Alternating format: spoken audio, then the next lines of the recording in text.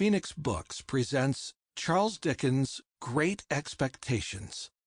This performance by Paul Scofield is copyright 2014 Phoenix Books. It has been digitally remastered from the original 1989 Dove Audio sound recording. My father's family name being Pirrip, and my Christian name Philip, my infant tongue could make of both names nothing longer or more explicit than Pip. So I called myself Pip, and came to be called Pip.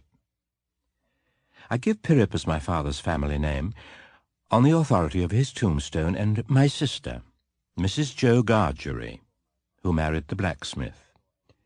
As I never saw my father or my mother, and never saw any likeness of either of them, for their days were long before the days of photographs, my first fancies regarding what they were like were unreasonably derived from their tombstones.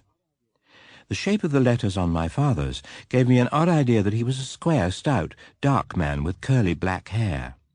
From the character and turn of the inscription, "Also Georgiana, wife of the above," I drew a childish conclusion that my mother was freckled and sickly. Ours was the marsh country, down by the river, within, as the river wound, 20 miles of the sea.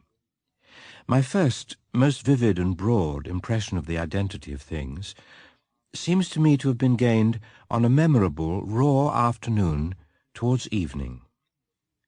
At such a time I found out for certain that this bleak place, overgrown with nettles, was the churchyard, and that the distant, savage lair from which the wind was rushing was the sea, and that the small bundle of shivers, growing afraid of it all, and beginning to cry, was Pip. "Hold your noise!" cried a terrible voice, as a man started up from among the graves at the side of the church porch. "Keep still, you little devil, or I'll cut your throat." A fearful man, all in coarse grey, with a great iron on his leg, who limped and shivered, and glared and growled, and whose teeth chattered in his head, seized me by the chin. "Oh, don't cut my throat, sir," I pleaded in terror. "Pray don't do it, sir." "Tell us your name," said the man. "Quick!" "Pip, sir." The man, after looking at me for a moment, turned me upside down and emptied my pockets. There was nothing in them but a piece of bread.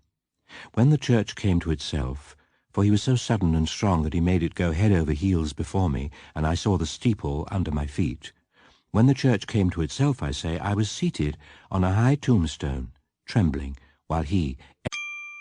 Sample complete. Ready to continue?